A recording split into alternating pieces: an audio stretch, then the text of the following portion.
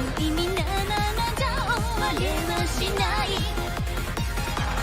あざけ笑う戦争に答え探して今から見えたのは光の端を生命のコード。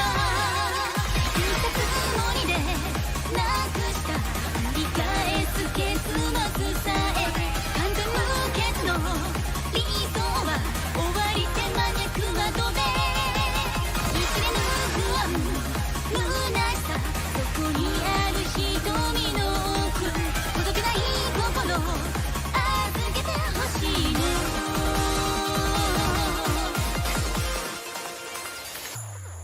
衝動か激動か乱れてくごまかさないで裏表なら同じはず幾重にもなり遥か昔から決められていた溢れる光を抱きしめ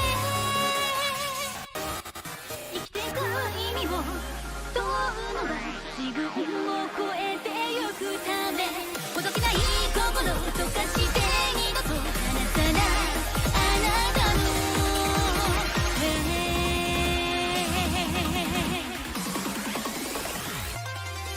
同じ希望を抱いたかけがえのない痛みと確かな明日泣いてた語り継がれた奇跡言うなればそれは何度も蘇る胸の奥でほどけない心溶かしたあなただからあなただけが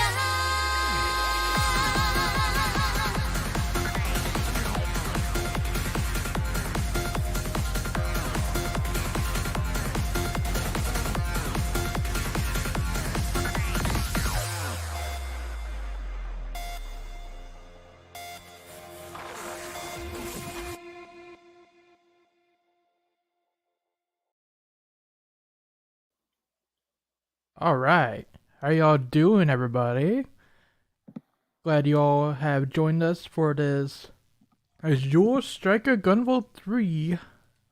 Basically a post-review discussion, but it's also a spoiler cast, so just gotta get this out of the way. We're not holding back with the spoilers. Like, we won't do it right away, but there's gonna be a lot of spoilers in this discussion, so if you have not played the game yet, this is your fair warning. We're not going to hold back in that regard. With that said, I'd like to welcome our special guests. Obviously, you guys know MegaQuint, but we also have OneOneTwo. How you doing, buddy? I'm alright. I have essentially been playing this game for the entire day and pretty much been doing that since the game launched. Nice.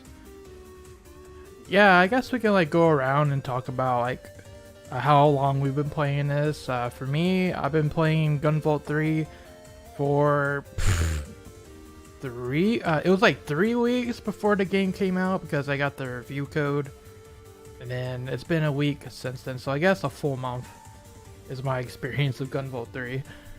What about you, Quint? I mean, in my case, I knew about most of it like a couple days before it actually released because, you know, I had to edit your review. Mm-hmm. But I actually finally played the game yesterday. Yeah, I saw that. Like, basically knew everything because, you know, I also sat in on your launch day stream, so, you know, there was nothing to really spoil for me then. It just, you know, finally got around to experiencing it for myself. Mm-hmm. I guess that's a good question. How long did it take you to beat the game, just the main story? Ooh. See, for me, I can check my stream archive, but it took me about 4 hours, but I was taking my time. Yeah, my launch day stream took 4 hours as well, but to be fair, part of that was just showing off the post-game content as well. So maybe like 3.5 hours. But for me, I was juggling work and family stuff at the time too, so I didn't beat it all in one sitting. Yeah, I had to kind of spread it out over the week. But I eventually beat it. Yeah, it's not a terribly long game, but that's to be expected for these kinds of games. Right. I believe it took me around maybe 3.5 to 4 hours, around the same boat as you, ShadowRock. The main thing I noticed is that I think there were a lot more. I felt like the bosses talked more, and I think that might have contributed to the game being, at least in my experience, a little bit longer than the others. Mm-hmm. So you thought GB3 was longer or shorter compared to the GB1 and GB2? It definitely felt a bit longer, but it also could be because I knew what I was doing more, or maybe I took my time more with this one. But it definitely felt a little bit longer than 1 and 2. I think there's just more stages in general because there's actually, 8 bosses this time around. That's right. That's true, yeah. Finally got the full 8. Yeah. To me, it was average length. I didn't feel like it was longer or shorter. But then again, Gunvolt 2 feels kind of short just because it was split up between GV and Copen. So you get through one part of the story pretty quick. That's true, yeah. And also, I think part of the other reason was there were more fortress stages this time around. Because Gunvolt 1 had, 3 fortress levels? 4 of them if you count Theremin, as I think is what it was called. This one had at least 5. I'm checking right now because there was the palace level. There's 3 Sunrise Palace levels and then 2 boss levels. And the bosses, yeah. Which is more than X1 had in X2, I think. I believe you're right. Oh man. The game length I thought was pretty good. As you said, Gunvolt's not really supposed to be a long game, and I think that some people might have missed this because I saw this in some of the written reviews before the game launched. Because the whole point of Gunvolt is the score attacking. That's what the crux of it is built on, and as a result, it's not going to be super duper long because they want you to keep replaying the levels over and over and learn them. Mm-hmm. We got a question from Keep TV. Is GB playable standalone? The answer is no. Out of the gate, it's no. They do give you a passive image pulse. They let you play as GB at the beginning of the mission, but that's about all you get. And you still swap out the Kirin after your Fetters gauge is gone.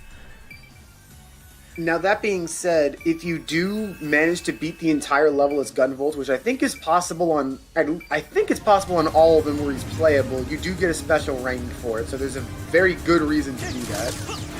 Yeah, you get something special if you get to the end with GB still active. But it feels weird that playing as the entire main character for the entire level is a challenge. Yeah. Yep. Yeah, GB got captured pretty hard, unfortunately. His own series.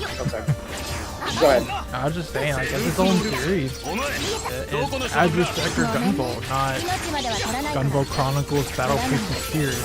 It's what this game actually feels like. I do love that you keep calling it that. That's perfect. I've seen a couple of people compare this to X and X7, and I would argue this is actually a little bit better than X7, because even though you don't play as Gunvolt the entire time, you can still play as him in every level except 2 of them pretty much, and I guess... Actually, I say it's worse than X7, because even though X is unlockable, once you unlock him, he's there for the rest of the game. You can play as just X from then on. Plus, that game also has New Game Plus, so you can also play him from the beginning of the game as well. That's fair.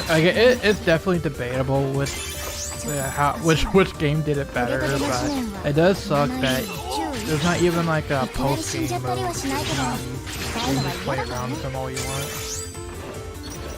Unfortunately, I would not be surprised if that's one of the DLC packs, or one thing you would get from beating one of the DLC bosses similar to X2, since there's confirmation for that now. Yep. We're already getting an EX cure.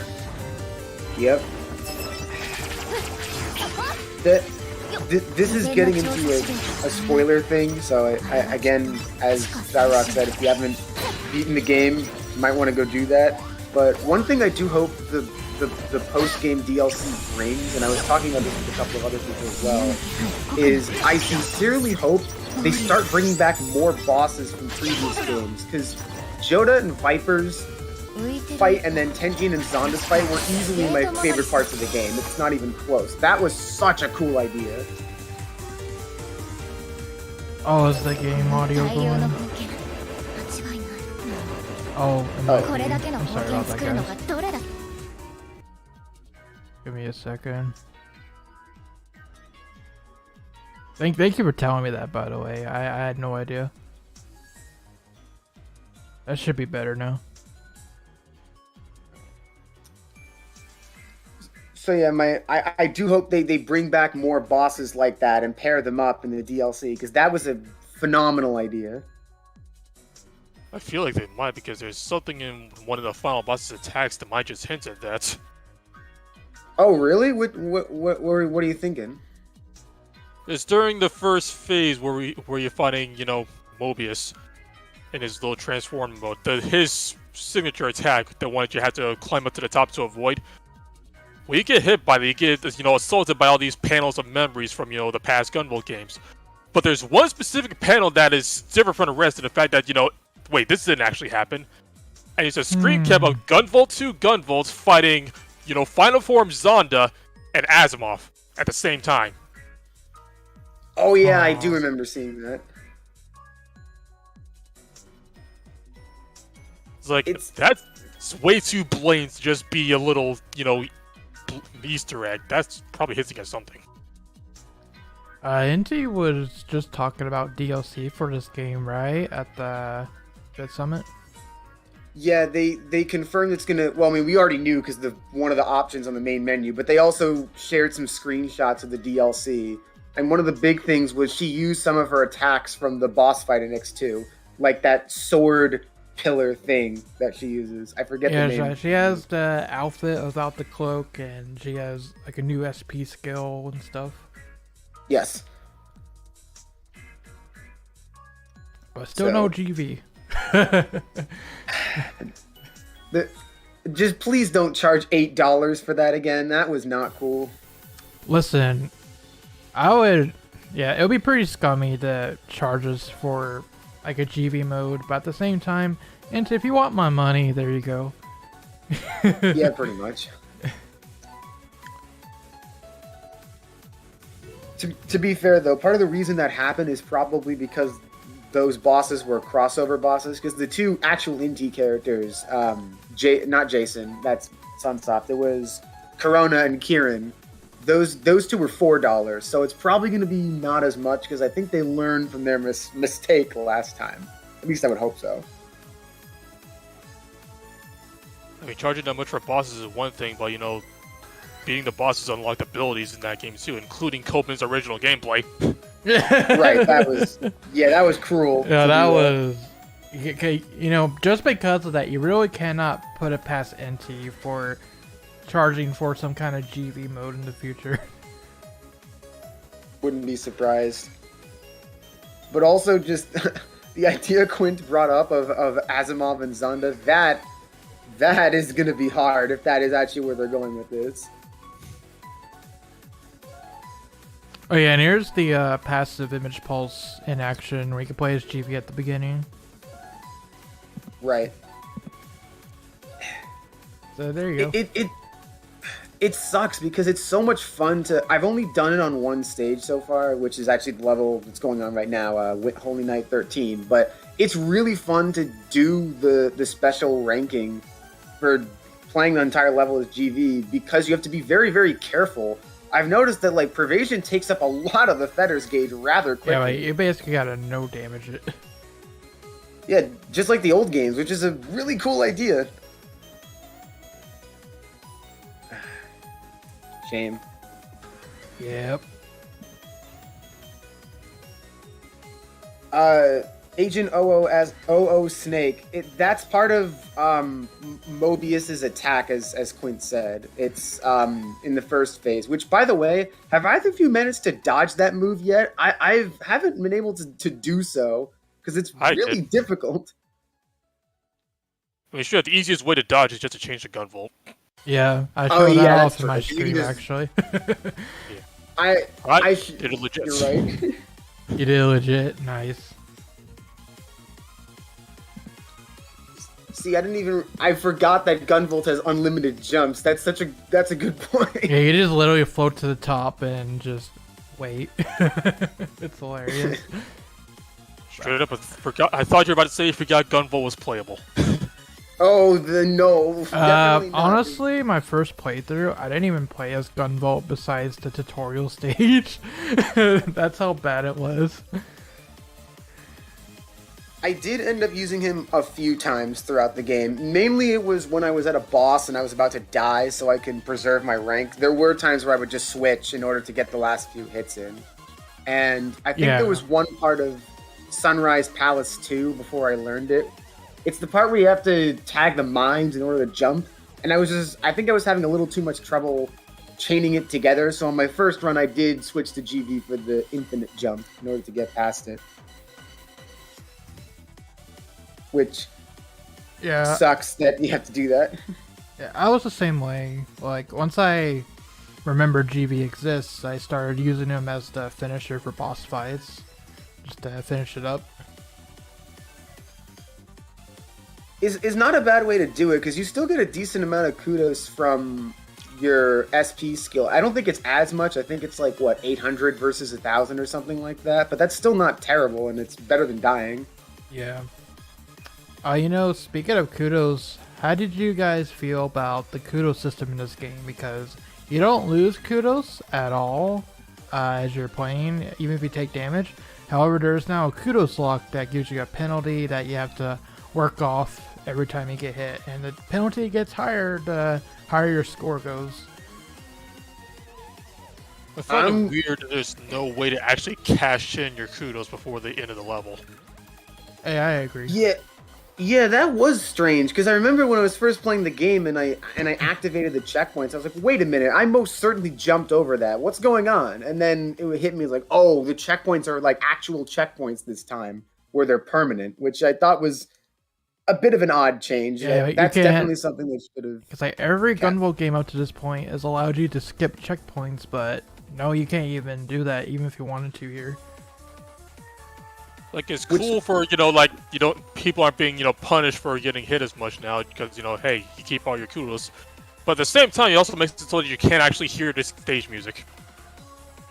Yeah, that's true. Yeah. That is a downside. At the same time, like in past Gunvolt games, you almost never heard Lumen's song unless A, you died, or B, you got good and actually went for the score run. So not everyone will do that. So in a way, it was nice that it kind of kept the anime vibe of Gunvolt alive for the casual players too. But yeah, you're right. It really runs the stage music. I think from a gameplay standpoint, I do actually prefer the kudos lock as opposed to the original system, because of the fact that you don't have to play perfectly in order to get a pretty high ranking. You can make a few mistakes at the very least, and it's not as punishing as going for, I think it was anything other than Gutless was the highest one. But yeah. I do prefer it this way, but I don't think providing the old system would be a bad choice, because I can see the benefits of that either. The thing that really annoyed me was the fact that you can't skip checkpoints anymore, because if you do die or something, then you have to manually go into the menu and restart the level instead of just, warping back to the beginning of the stage, and that was a little annoying. Yeah. Like I said in my review, I thought this kudos system is the best one yet in terms of balance, because it rewards the casual players by keeping the whole anime thingy going, but also it doesn't count out the hardcore players either, because they still got the kudos lock so there is a reason to try not to take too much damage. There's still a reason to do chains and everything. To me, it's almost perfect. You know, there's always going to be problems and downsides to everything, but for the most part, I think they've struck the best balance yet out of all the games so far. I would tend to agree. The main thing I was concerned about with the Kudos lock was, as you said, it would make getting the high ranks too easy, because then you don't have to play exactly perfectly. But as I've noticed, because I've been getting a few S++ as I've been they made the replaying score levels. super high. Yeah, they actually made the score higher to compensate for that, so it's not exactly an easy task. Some of the levels, especially, I think Sheeran's level is like 24 million or something like that. It's insane. No, it's insane. I have not seen an S rank outside of the intro stage personally, but then again, I'm not trying too hard. From what I have heard, if you do the boss rush and you don't die, you're basically guaranteed an S++ if you want to see that. Cool. Because for some odd reason, the requirement for the boss rush, which is special mission, I have my Switch in front of me, I can check. Special mission 13, I think? Yeah, 13. I think I did get an S++ on a boss secret mission, now that you mention it. Yeah, the boss Kudos requirements aren't too high. The only one I thought that was a little weird was Zed. I thought his was a little high for whatever reason, but it's not terrible either.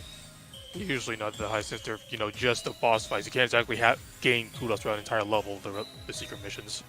Right, exactly. I do want to address something in the chat that Empresario Mezumi, I'm sorry if I mispronounced that, said, which says that it gives no downside to spamming SP skills. Did they make the cooldown time longer? Because I feel like they did to compensate for that. And I honestly couldn't tell because I only ever used them during the boss fights. I But know even that then, you have basically two sets of skills at your disposal, because you can use Gunvolt, and then when you go back to Cure, you can use hers immediately. I also think there's a weird quirk with the SP skill cooldown. There's a mechanic we never mentioned in my review, at least, because there's actually an embargo on it. But basically, a boss can be revived through Jin. There's supposed to be a condition about it, but I never figured out what the condition is exactly. But yeah, they can be revived. So if you use Kieran's SP skill before the revival, I noticed after the revival, her skill comes back and you can use it again. That's like one. It's the same thing for Gunvolt too. yeah, it's the same. Like if you're Gunvolt when they revive, then your feathers gauge will recharge to 100%. You're still Gunvolt when the fight continues. But by the way, the requirement for getting the Jin is 2,000 kudos, and if you get 4,000 and 7,000, the boss has more health in the revival. Oh, that's why you can cheese through him so fast in the revival phase. Exactly. And the other thing that I think that made the SP system more interesting is that there's also an incentive to use it against the mid-bosses, because you actually get a decent amount of kudos from that, too. I think it's like 500 or something like that, which is pretty decent. Like, I used it whenever I was doing any of the levels with mid-bosses, which was like Gracie's level, Apollo's level. I think there was at least a couple more. So it definitely gave some incentive to use it against the mid-bosses, which I thought was nice.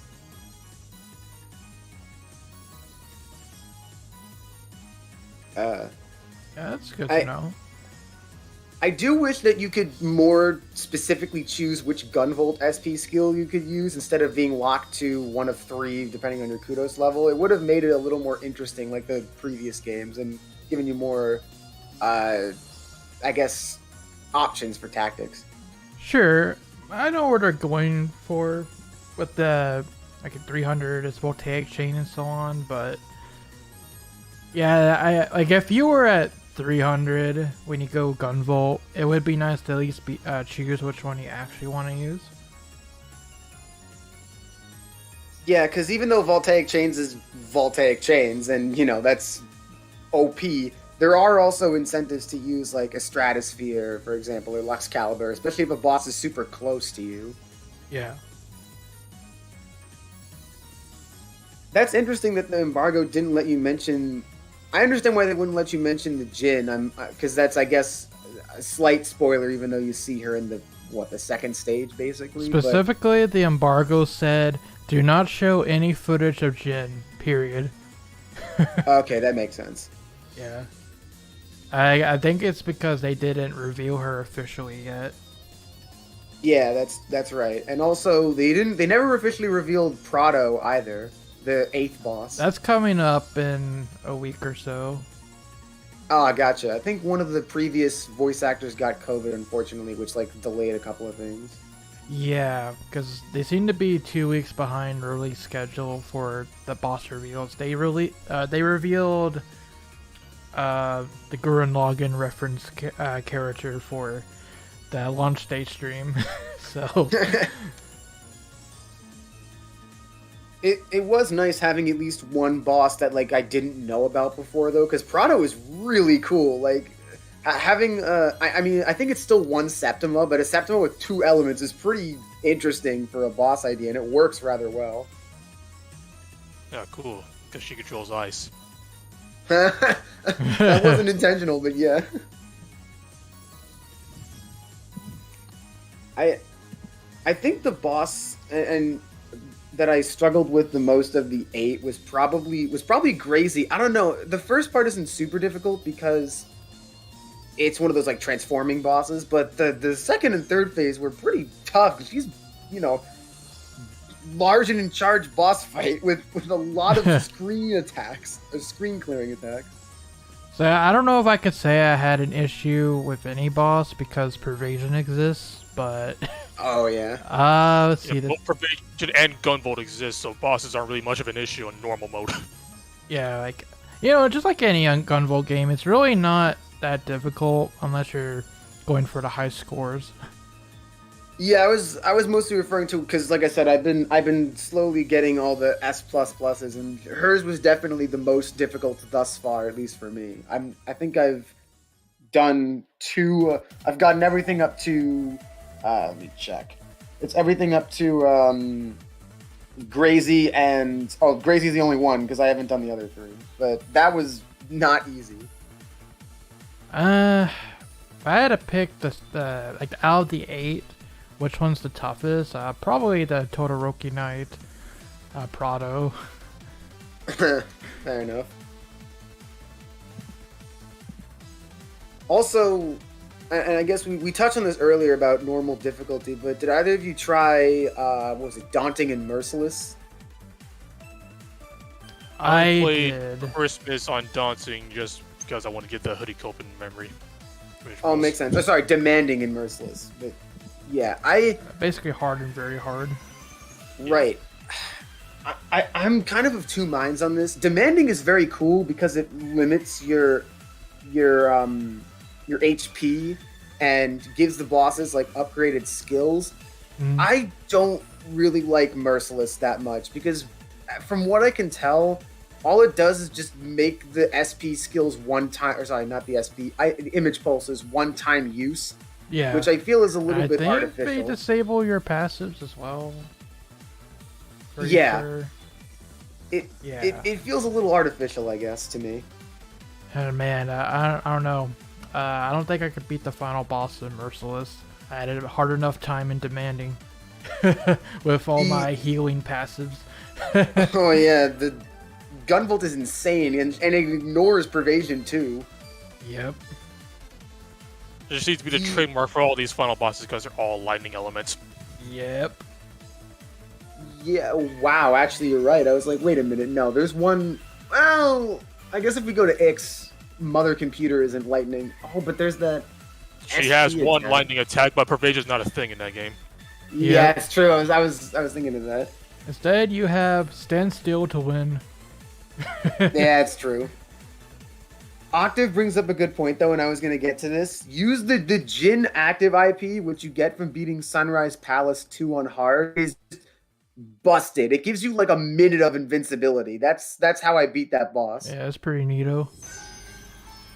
I haven't collected all the passive image pulses yet. I've been hearing from the Discord chat on our server, like, what are the best ones? The other one that would like really stood out to me at least was BB Unmasked, which I think is the missile stage. What's it called? The missile stage, ballistic missiles on Merciless, which if you upgrade it fully gives you infinite jumps. There's Gunvolt 1 Copen when fully upgraded that just one-shot every boss. Yeah, that's a good one because he uses Greed Snatcher. I guess that makes logical sense since it disables Greed Snatcher Scepter. is OP. The only issue is that it's very, very slow to fire. You gotta aim it pretty well. That is funny though. Yeah, a little more accurate. It's not great for score attacking because, well, I think that's rather obvious. But if you're having trouble with a specific boss or the boss rush is being annoying, that's definitely helpful. Yeah, I know people want us to talk about the secret ending, of course. I mean, on the one hand, it's funny, but on the other hand, why? Well, at least they kinda acknowledge GB2's secret ending, but not really. Like the only thing is that Zhao is there. People waited 6 years for this. Yup. Waited 6 years to finally get closer on that, and it's just a joke. Says, "Oh, look, magical girl Myttle. That's pretty cool." Yeah, it turns out Zhao wasn't kidding when he said his plan was nothing bad. He promised. He kept his promise. I heard a few bits of speculation from around various servers that they think there was a rewrite and that Morbius was supposed to be Zhao instead. Or how do you pronounce it? Zhao or? Yeah. Okay. There was a theory going around that I saw that Morbius was supposed to be Zhao and that because of a rewrite they had to change it, which is also why the Jin is almost completely mute and Layla as well. There's definitely the whole thing with the Muse pendant would make perfect sense for the fact that there's a new Muse here. Exactly. Yeah. But overall, the Layla and Jin just have like no presence in the story whatsoever. No, not really. Yeah, she just didn't do anything, which is so bizarre because I genuinely can't think of another Inti Creates game where there was essentially a useless character. Like, say what you will about Null from X2, but she did actually serve a pretty important plot purpose at the end of the day. Sure. Yeah, you think GV or Lumen, the second non-character in this game, would make a much bigger deal out of this, considering they know what Muse power is capable of. All they say is like, "Oh, another Muse. All right, that's cool." Anyway. It's like, what? I mean, especially considering the reaction to Lola and Gunvolt 2, because that definitely was a surprise. But there is definitely signs that they might have changed what the plot was originally supposed to be. I watched the very first trailer for GB3 recently, and there's things like Gunvolt doesn't have his godlike powers that he does in the final. He looks like regular GV in terms of gameplay. And then there's the unused boss at the end that never made it to the final cut, and it has a Quill symbol on it. So you would think maybe Quill might have been part of the story, but no, they're not even mentioned really, other than the image pulses. That was the Mantis tank, right? Yeah. I mean, I guarantee you that's going to be a DLC boss. You want to talk about something else is not part of the story? How about freaking Sumeragi? Yeah. They're just kind same with the Shadow Yakumo. They don't really do much. Was it just no one from that organization besides Kieran? Like, we see nobody from Sumeragi, despite the fact, most cases like, oh, Sumeragi did all, took all these glaives, or they're hiding this magic dragon in their basement. But there's no Sumeragi personnel anywhere in the game to actually be accountable for this. Mm-hmm. There was a weird level of corporate apologism going on here that just goes completely against what the first two games Yeah. for, essentially. It's like, Yeah. Kieran's over here like, oh, well, you know, they might do some bad things sometimes, but at least they're trying to do something good. Wow. Wow, Kieran. Oh, Let's just look past all of the adept experimentation. Sure. Way to crap on my backstory, Kieran.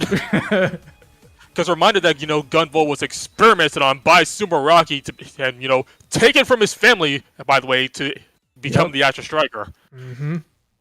I think Elise, for just by herself, speaks to the horrors of Sumeragi. Just that entire character. As well as just everybody from Eden.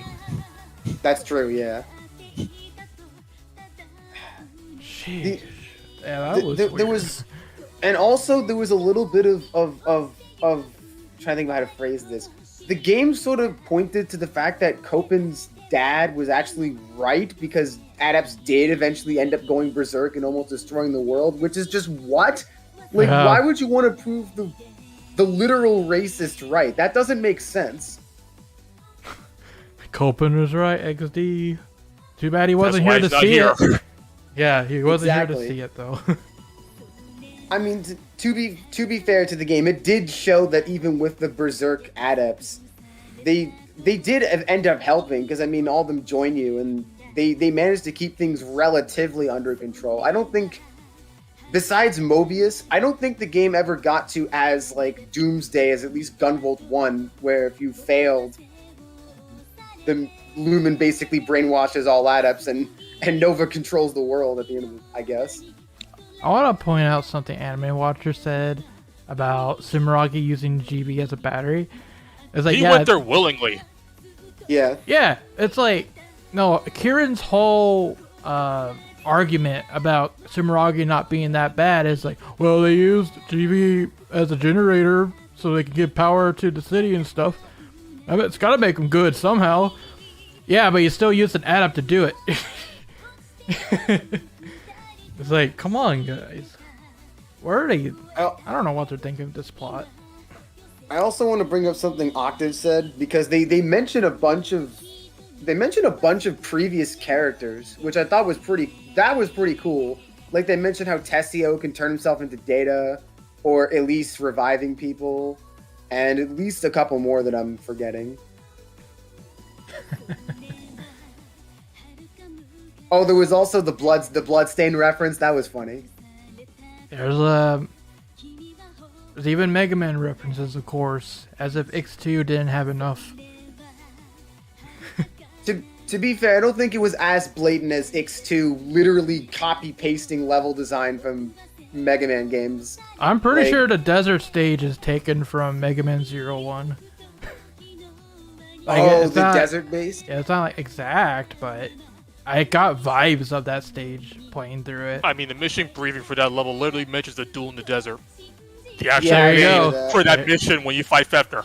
There you go. I did catch that, but to be fair, the desert level also was a little bit different in that not only did you go right to left in that level, which is pretty unique for a Mega Man game, but you also had to double back, which you didn't have to do in the desert. So I at least thought that was not as blatant as... The one that will always get me is Volcano Block in X2, literally copy-pasting Flame Stag. That was funny and also a little bit too much. X2 is really funny. They even had Beetle Bros. Yeah. And they kind of had it in here too, with Gunvolt 3. All the refights. I would even argue this is the best like incarnation of the double boss idea compared to X2 or 02 or X Challenge. It definitely wasn't as annoying as the other times it's shown up in Inti history. The Ankus Bros were pretty... Yeah, that was pretty rough.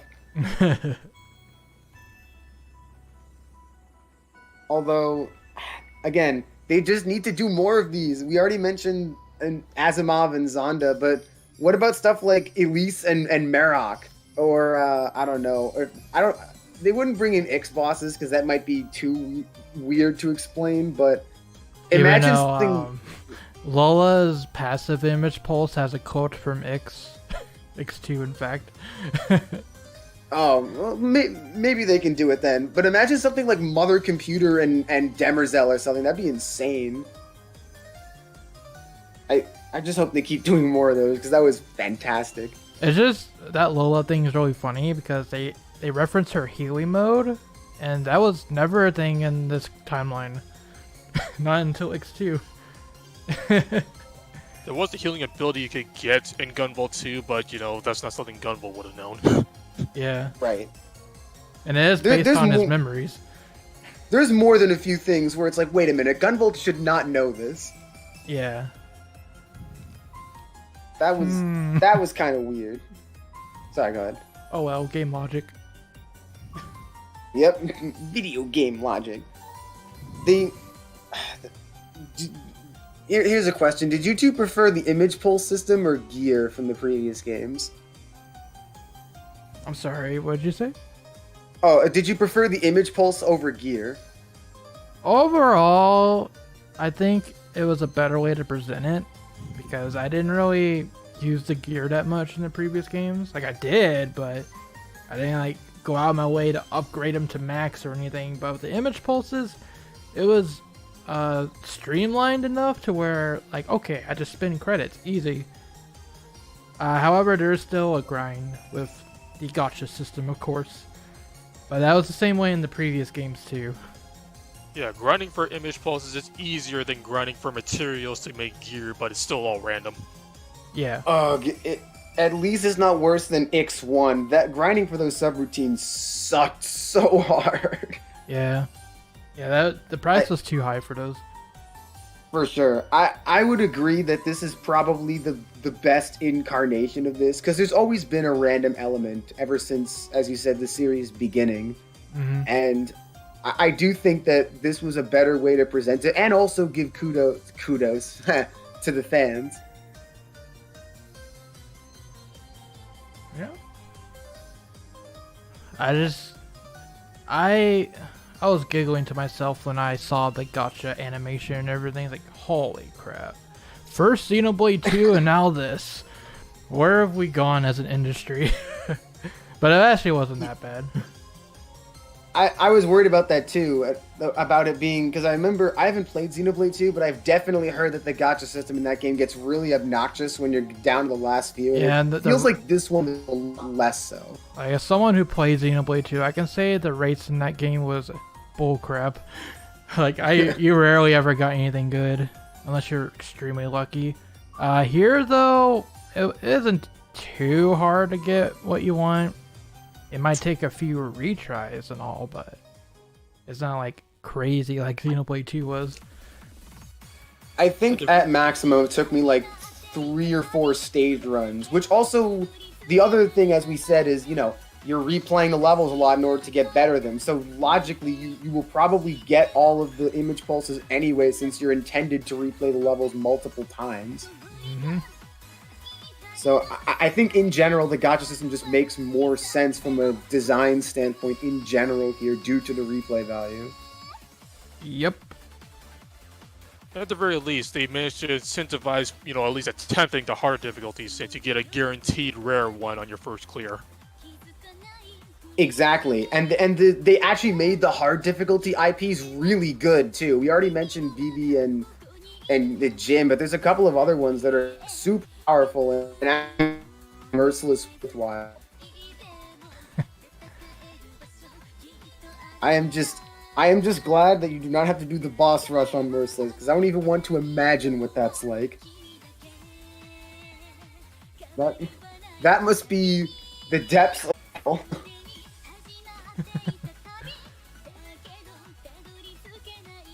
X brings up a good point about achievements. Did either of you two look at the achievements for Gunvolt 3? Because I played it on Switch, so that wasn't really a thing. Yeah. Fair enough. I admittedly did take a brief look at them after I beat the game, and they don't seem as bad as Gunvolt 1, at least, because Gunvolt 1's achievements were stupid. Were there a lot of like S rank levels in that one, or like S plus? You had to S plus every level, which is including the boss rush, which was dumb. this one at least, I think the hardest one is probably get the secret ranking as Gunvolt, or getting a bunch of... Oh, right, there was one for getting S on every level, but that's not nearly as challenging because of the Kudos slot. You definitely know more about than I would, because I'm not an achievement hunter. The most I've ever done is gotten 100% achievements on all the Mega Man Legacy collections. Fair enough. I admit I do that a lot on Steam especially, and I'll probably do it once Gunvolt 3 launches on Steam. Which, speaking of which, remember when Inti said that they couldn't port the game to multiple platforms because it would be too much work? What? Wait, they actually said that? Now.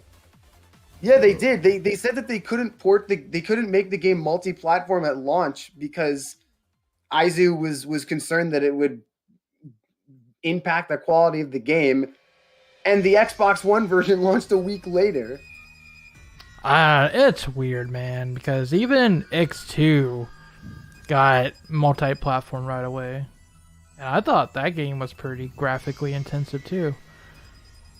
I mean, honestly, I think the whole multi-platform thing is probably why this game feels so disconnected from the rest, because this game's coming to Xbox, but no other Gunvolt games on Xbox yet. Besides, they just released 1 and 2, leading up to 3. 1 and 2. And the X games are already on there. Which kind of makes my next point even more moot, because, they wanted this game to be newcomer friendly. And that's the case, why port the old games then? They're there for the sole purpose of, getting people ready for this game, right? Yep. I just and even assumed, if this game was newcomer friendly, like, I just assumed they had some kind of deal with Nintendo. Like, all the Gunvolt games had to be Nintendo first, because they were for a while until X happened. So I don't know. I don't think there was a deal necessarily, but I do remember reading that the games, go figure, sold the best on Switch. Gee, I wonder why. Oh yeah, like, because, Gunvolt used to be Nintendo 3DS exclusive, and they had, like, a strong relationship with Nintendo because of that. For sure. And honestly, most games are going to sell one Switch regardless, because, a lot of people own a Switch. Yeah. Has it outsold the PS4 yet? I don't remember. It's got to be close. I'll have to look later. Speaking of, where's the PlayStation port announcement for this game? That's the weird part to me. Especially after they made a really big deal out of the Gunvolt Striker pack on PS4. Like, they gave it a new menu song and everything. Yeah. It's like, we know it's on Switch, it's on Xbox. We know that it's coming to Steam this winter, hopefully. But nothing on PlayStation? That's odd. It's the inverse of Battle Network Legacy Collection, I guess, since this was not coming to Xbox. I mean, like, there it makes some sense because, like, Mega Man or niche games, Japanese style games, although they have been trying to push them more on Xbox the last decade or so, it's still not selling a lot on Xbox. So there it makes sense if Capcom wants to do that, but, like, not putting a game like this on PlayStation over Xbox seems weird to me. I would agree, yeah.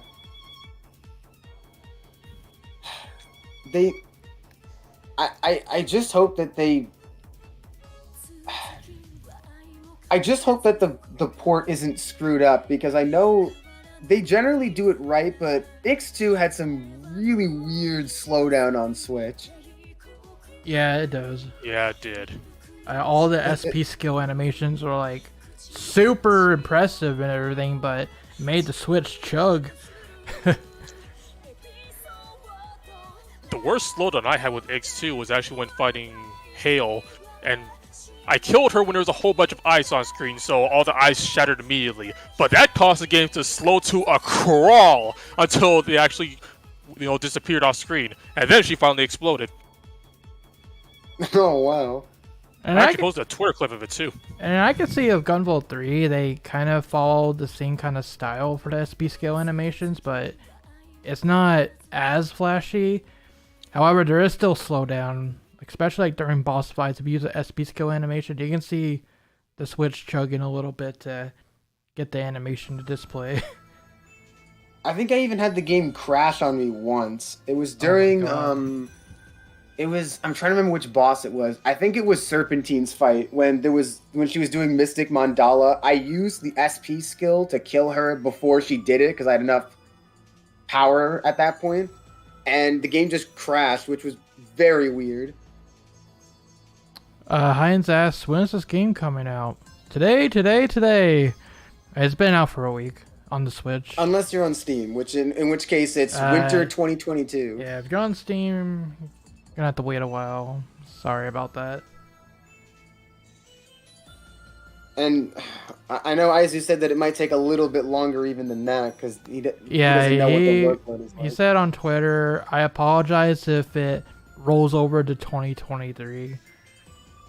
It's like, that's such a weird situation, man.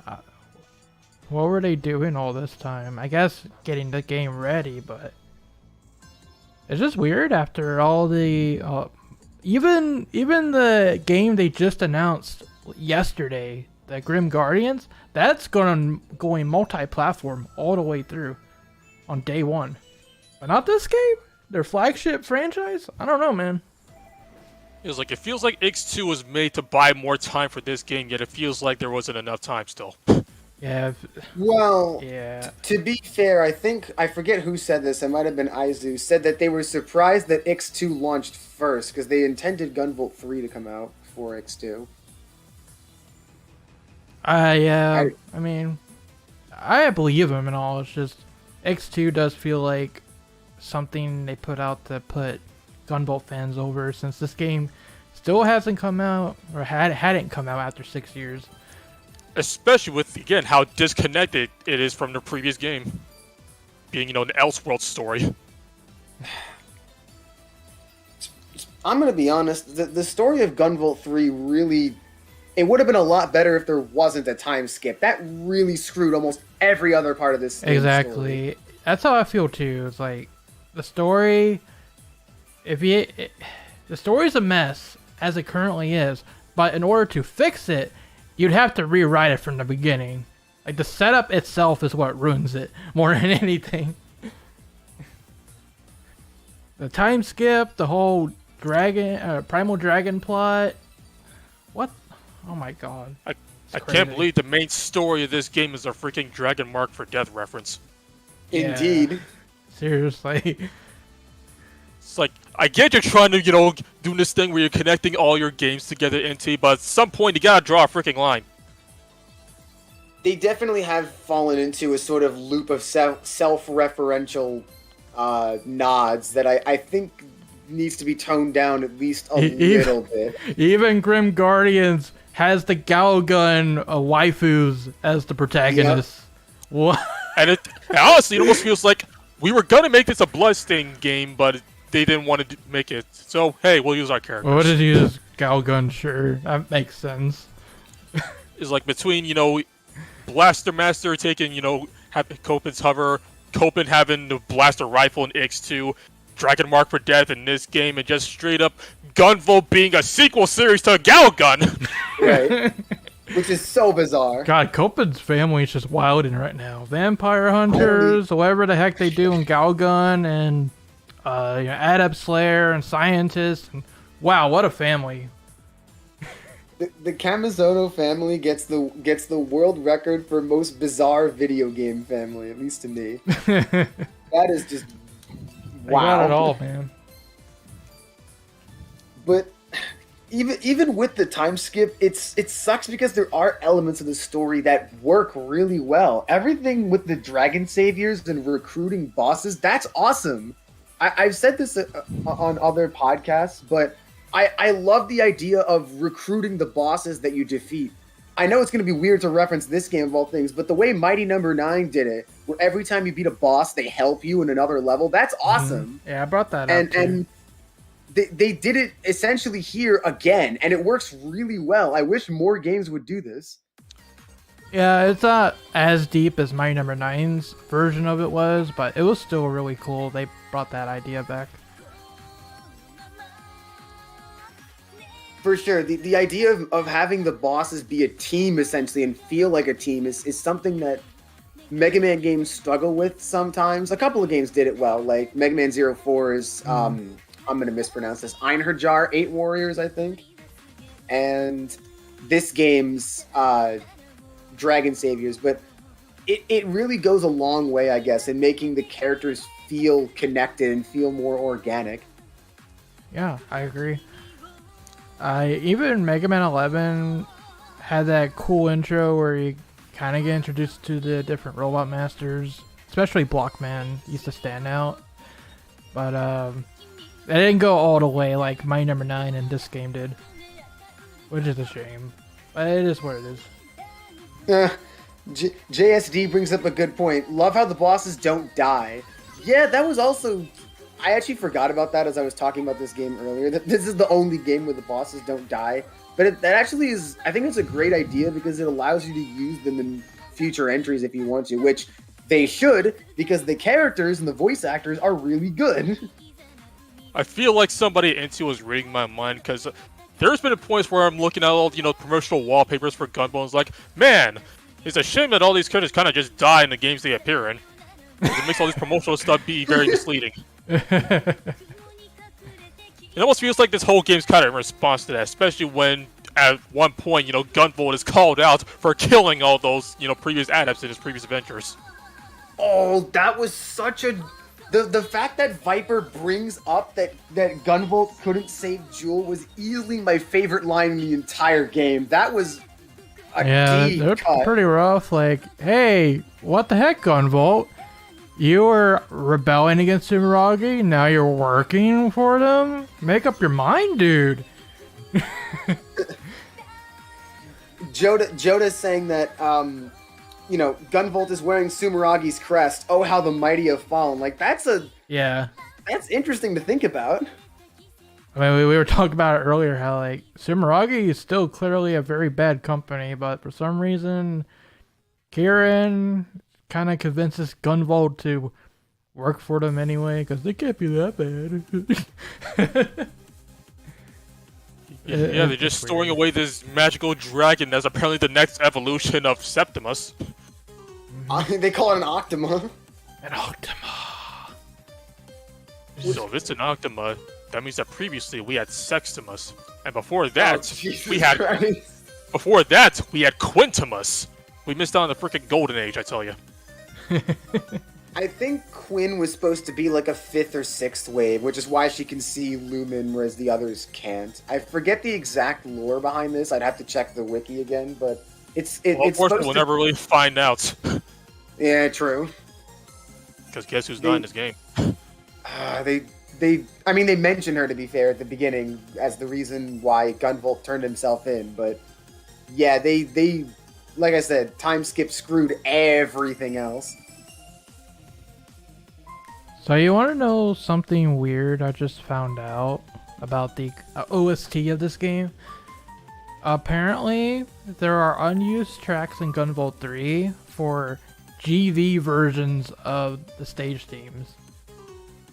Isn't that weird? If that isn't confirmation that the DLC is going to be Gunvolt mode, I don't know what is. Either that, or they did indeed intend to split up the game between GV and Kieran, like GV2, but it fell through because of plot. This entire game feels like sequel bait, just from the beginning, honestly. Especially and especially the ending where Gunvolt just, this changed the world, my final message, goodbye, as the ending. Like, it feels like this entire game was just a setup for Gunvolt 4, which is so bizarre. No, like, this game is definitely setting up Kieran as the next main protagonist, because it even ends like X5. Kieran may as well have GV's gun in her hand, like, I'll remember you as long as I hold this gun. Forever we'll be together, Gunvolt. It's literally X Wait. and 0. Like, honestly, the game feels more like an excuse to get Gunvolt out of here. Pretty much. He's overstayed his welcome, even though he... Which is ironic, because honestly, I'd say you take him out of this game and nothing would really change that much. No, it's funny because even Copen's gotten more time in the spotlight at this point. Copen's gun has more time in the spotlight than the actual title character of the game. Wow. It's insane, dude. To be fair though, if that is true, that would logically mean that Gunvolt 4 would be a little more like X6, where Kieran would use both Gunvolt's gun and the Yeah. katana or she uses. That would be cool, to be honest. That would be kind of neat. I mean, she's somehow still able to use Arcchain in the final boss fight, despite, you know, not being linked up to Gunvolt. Yeah, let's remember Arcchain is only possible by combining their powers. Because she didn't have it in the intro stage. I'm confident that their explanation for that is gonna be just, oh, she learned how to do it, I guess, which is such a dumb explanation anyway. Well, basically, she's using GB's Azure Striker Septima to warp over and then slice them. They're kind of combining their Septimas. Yeah, she shouldn't even be able to do that during the final boss, and yet... Oh, don't worry about it. I will give myself a little bit of credit. I remember before this game launched, I actually made a prediction because I realized that Nova was similar to Copy X, while Zonda was similar to El Piso. So I remember the first thing I said was, I guarantee you the final boss in this game is going to be similar to Omega. And turns out I was right, but not in the way I thought I would be, because I thought Zed would be the final boss, and no, it's Gunvolt, which is still Omega anyways. No, Zed is literally the final boss bait. It's like you thought. That was a good boss, though. He used a lot of your moves against you. He really was like sort of the Virgil to GV's Dante, and I wish they expanded on that more with the power of nuclear fission and whatever. Yeah. Unfortunately, he just doesn't get the time because, you know, they show up halfway into the game. Yep. That's really true of all the Atem's Knights, to be honest, which some of them were a little weird, but... No, it actually makes the pacing a little weird because, you know, after you fight the four of them in their stages, the final level just has you fight them again with no new changes. Yeah, I know we gotta keep the boss rush tradition and all that, but could we have at least had some original bosses for the fortress stages? Yeah, that's one thing I always didn't really like about Gunvolt's endgame is that they didn't have actual fortress bosses. They just like, spread out the boss rush. Like GB2 kinda had it with the Plasma Legion. Oh, that's true. And I guess GB3 X1 had GB3 didn't even try in that regard. Yeah, I mean, I guess the closest we got were the rematches against Zonda and Tenjian, and then Joda and Viper. That was, I guess, the equivalent of a fortress boss. Yeah. I like what Tommy said. In the end, Zedo is indeed a version of Omega. He has no personality. Yeah. You're right. They shouldn't have introduced it. They should have introduced him earlier than halfway through the game. That would have given him a lot more time to shine, especially since, like I said, he's the Virgil to Gunvolt's Dante. Why does no one comment on this? I mean, don't even find out what the whole plan is until literally the final two levels. Yep. It's like, oh, let me just drop that lore exposition on you now. I'm gonna be completely honest. When Zed was talking about, I forget what he said, him or it or something like that. I thought it was gonna be Asimov again. I thought somehow Sumeragi like locked up Asimov's Septima or whatever, and it'd be an X like full circle moment. But no, it was Morbius. Part of me expected Asimov to come back too because he did in X1. May as well. But of course, you know him, just because, you know, in that case he never actually died. Yep, that's true. If you want an example of how ridiculous this plot gets, so ATEMS is a foreign organization, and they can't get into Japan basically without getting past this barrier. So what did they do? Oh, let's not sneak into the country. No, let's just shoot missiles at them and ride on top of them. That'll work. Great plan. I mean, to be fair, they didn't actually have anything in the missile, so they probably would have just exploded in the air. So I can see why. I know a couple of people commented on like, oh, why does attempts get to go free after they did all this? I agree, but again, keep in mind they weren't actually ever intending to blow up Japan or whatever. They essentially just used the missiles to get in. There was nothing in them. Listen, in the real world, if you shot empty missiles at United States of America or wherever, no, that's you declaring war. I don't care what's in those missiles. Yeah, I agree. It was still dumb. That's bad. Yeah, it is bad still.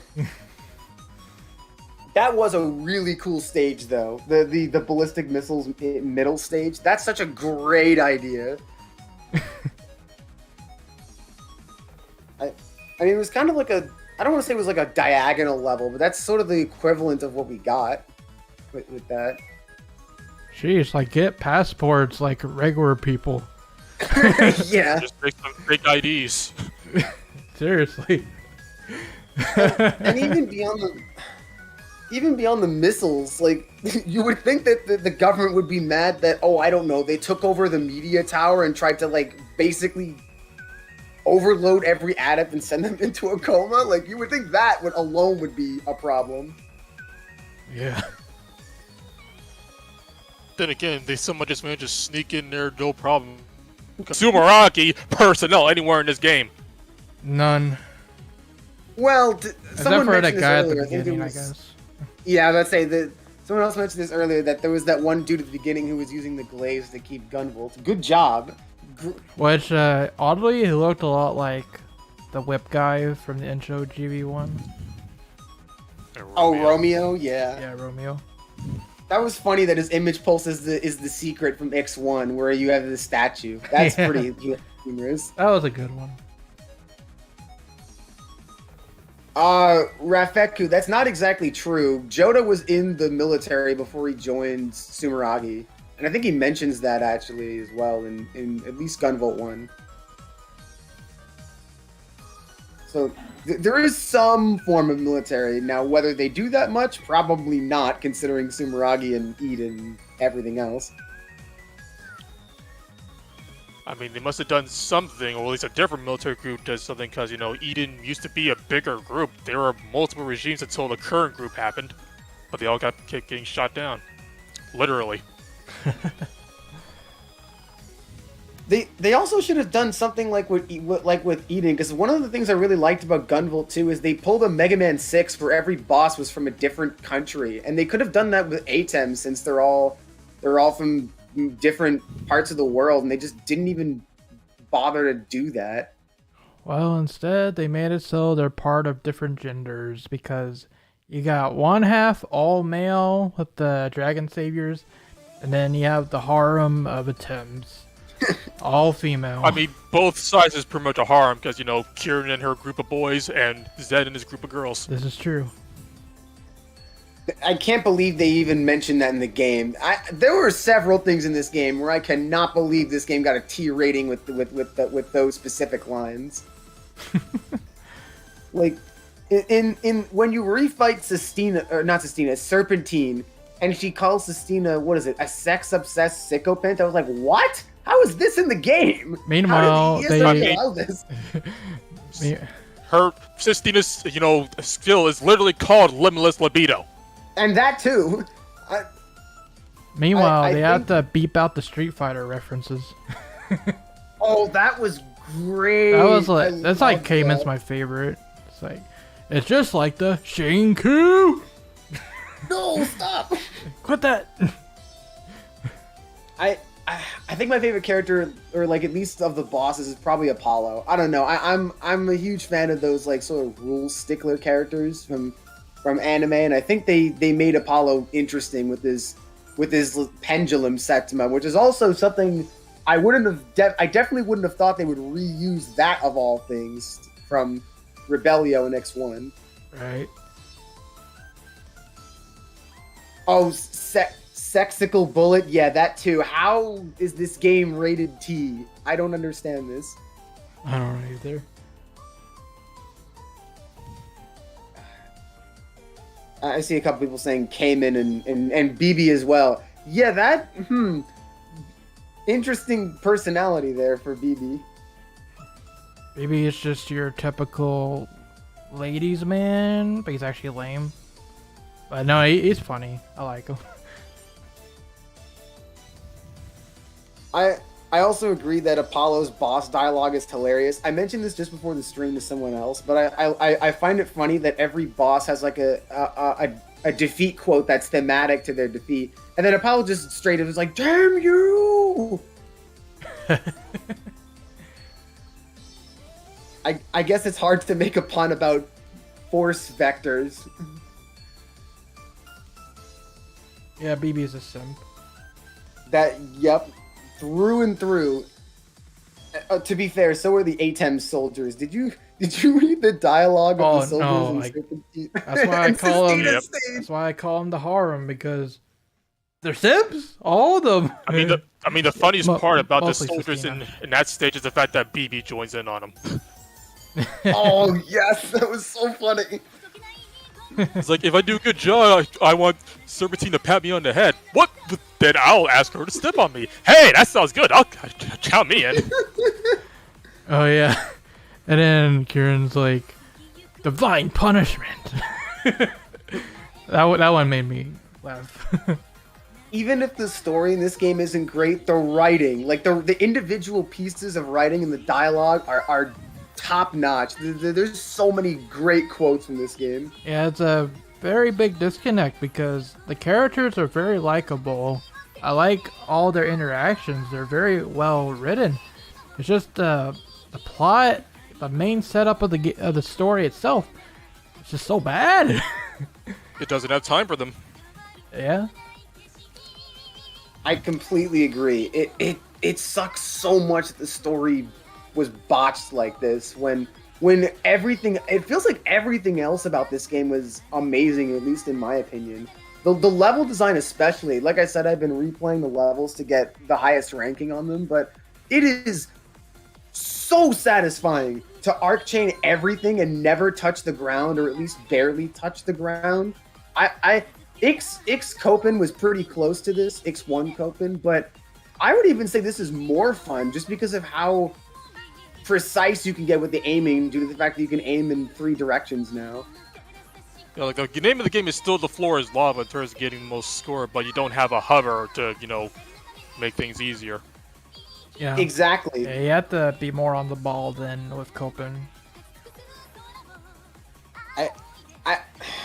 I especially love, there were several segments that were more vertical than most, at least the previous 2 games and some of the X games, due to the fact that it's so much more aerial focused than Gunvolt's playthrough was. Honestly, considering the fact that they're mostly just, doing homing attacks all the time, it definitely felt like I was playing a Sonic game for a bit. Yeah, yeah, it does feel like that. I really enjoyed Kieran's gameplay because it was kind of like a melee version of Copen's gameplay, which I like the best already. So it was pretty cool, but after a while, I do agree. It's like you're basically just homing attacking all the time, which makes it even more frustrating if you miss a shot with your talisman and then you just plummet to the ground. To be fair, there are a few things you can do to rectify if you miss a shot. Like, one thing I've noticed is that besides, you do get an extra jump every time you arc chain something, so that alone allows you to at least somewhat correct it. But the other thing that really comes in handy is the Ryu Engine style upward slash, because that gives you a lot of vertical height, and that's definitely helped if I've missed an arc chain or I mistime it at the very least. Yeah. So I think in that respect, it was there's a little more ability to correct mistakes, and that's just something I guess the game does in general compared to the previous ones, and I thought that was pretty welcome. Yeah, it's funny how like the name of the game for scoring high with Cure is basically like a combination between Gunvolt and Copen's gameplay, which is, multi-tagging opponents and staying off the ground. Yep. And you mentioned you get the extra jump, which is true. Copen also had that, where if you tag an enemy, you get like an extra bullet back. That thing, kind of mechanic has always been around. It's just There's also Kieran- you bounced off walls too with Coben. Yeah, you can bounce off walls to get your bullets back. I felt like Kieran was slightly more punishing if you missed it, because even with the extra jump, sometimes if you're not able to correct yourself in time, yeah, you're screwed. I see what you mean. At least they made the normal instant death hazards like pits or because you don't die in a pit anymore, you just lose a bunch of health. So they are a little more. They made it more lenient that way. I think it's more apparent on the Sunrise Palace stages because you have like all those respawning points to arc chain to. But if you like destroy too many of them or you keep missing your shot, sometimes because they're basically moving from the top down, sometimes they're just not another one ready for you to arc chain to if you mess up. So it can be punishing in that way. I had that same issue as well, and I like what Tommy brings up, which is that some of the moves were kind of pointless. Like I actually did use the charge talisman a couple of times because it acts as, I think it's like 2 or 3 talismans at once. The invisible dash, I never used that once. I don't know what you're supposed to do. It is so bad. Yeah, that's completely pointless. I never used the charge talisman. Like, that invisible dash thing is like, you dash through enemies and attack at the end, but only something at the very end will take damage, because that's the only time she actually slashes. This isn't like, say, Raikou in the Mega Man XA, where, you know, anything along the path gets damage. It's just at the very end. Yeah, I never used that skill either. I never used charge talisman. I felt like the payoff wasn't worth it. I used the other two, slash. Yeah, the downward slash was actually really good because it did a lot of damage, and you can cancel that into like an arc chain, which made it pretty easy to take out the boss's health fairly quickly if you knew what you were doing. Yeah, because the damage carried over. I'm pretty sure that's not intentional. I guess it remains to be seen. We'll see what the first patch brings when they add the DLC. Yeah, the invisible slash makes you stop in a game where you're not supposed to stop. It definitely feels like they were trying to copy Zero from X in many ways. Oh, absolutely! But in this case especially, they sort of missed what made the techniques good. It sort of had the X5 problem where some of the techniques actively made Zero worse, like Spiral Pegasus.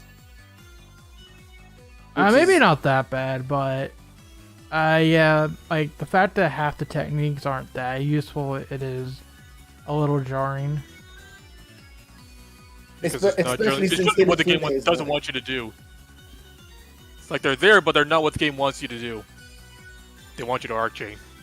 The most useful one is definitely the upward slash, which another Zero reference, because it gives you extra airtime, which is very, very useful. And basically, especially if you're trying to keep a combo, yeah.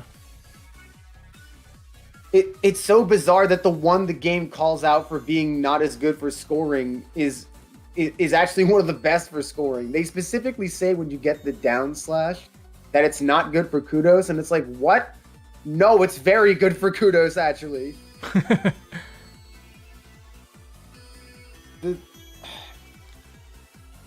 Overall, I do think I did enjoy my time with this game. I don't want to say that it wasn't worth the 6-year wait. Even if purely because of the gameplay, Kieran is just really satisfying to play as in a number of ways. And I do think for that alone, I'm not upset that I spent a little bit more on this game than what the other games cost. And I don't necessarily think sorry, I'm stumbling over my words a bit here. I'm not necessarily upset that it took 6 years for that. It's really just the plot and some of the surrounding elements completely fell through, which is so bizarre since Inti Creates is so attentive to detail a lot of the time. I agree with that.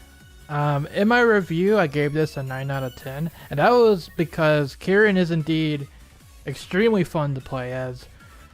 But you might have noticed in my review, I also said I give Gunvolt Chronicles Battle Priestess Kieran a 9 out of 10.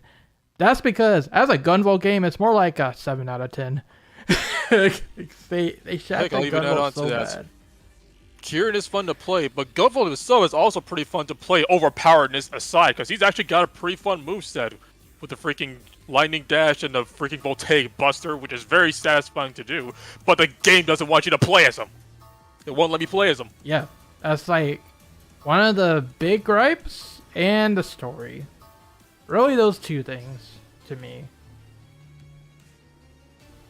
Pretty much the only reason to play as Gunvolt is to get that secret ranking, which, to be fair, is very fun. Like I said, I did try it in one of the stages, and it's very satisfying to do it. But there should have been more of an incentive than just get a secret score. Yeah, that's true. Like every time NT does stage DLC, it's always like Omega hard. Oh, geez. Yeah, Blade EX is what I consider to be the hardest boss I've ever beaten in any video game. That was ridiculous. Honestly, I think Merciless Gunvolt is going to give her a run for her money. You might be right. That was also pretty ridiculous. No, like he's crazy, dude. So Especially when Octus Vecto covers more than half the screen. And his I think it's like merciless form. 3/4 of the screen. It's pretty insane. Yeah, and once again, this is another gripe I have of Kieran's gameplay is the arc chain makes it a little difficult to predict where she's going to end up after the arc chain, which is very apparent during that merciless fight with Octus Vecto. It's like it's very hard to dodge because of that. Like, the most, you just have control of which side you're going to be on. Like, you know, if you're holding forward, then you'll go to the opposite side of the enemy. If you're not, you'll be right in front of them. The game really should have told you that you can do that, because I'm pretty sure they didn't. They don't.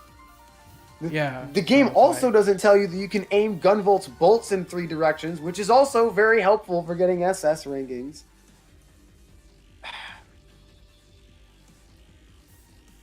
Yeah, muscle memory definitely screwed me over those few times I did switch to Gunvolt. Because I actually changed my control scheme for Kieran because I actually wanted, you know, sword swipes on a face button. But that also changes flash field to the face button too. Well, not flash field because it's automatic, but you know, the lightning strikes from when you tag an opponent. Yeah. And because of that, every time I try to, you know, zap an enemy when I tag him, I accidentally use an SP skill because that was the button changed to. Because it was originally R. Oops. Oh, jeez. Show ZWT says, I can't wait for Blade to replace Cope in X3. Oh, no. all melee. I mean, everybody's taking Cope's techniques. Why not take his spots playable? So here's my thing about the arc chain. It's like, even if you do know that you can press a direction to choose which side you end up on, try doing that when you're under the pressure of Octus Vecto going everywhere and you're just freaking out trying to dodge it. It's like you're not that gonna. That is just dumb. Yeah, you're gonna have a hard time remembering what. At least for me, like I'm not a very precise player in general, but for me, I would be freaking out a little too much to like be keeping track of what directional inputs I'm putting in when I'm doing it. I do not blame you one bit. Even just doing that boss on Demanding was ridiculous. Yeah. In fact, from what I've heard, at least for Demanding and Merciless, if you even survive, that's pretty much a guaranteed S++. Which, fair enough, I guess, considering how difficult that is, especially when Morbius isn't that hard of a first phase. Yeah.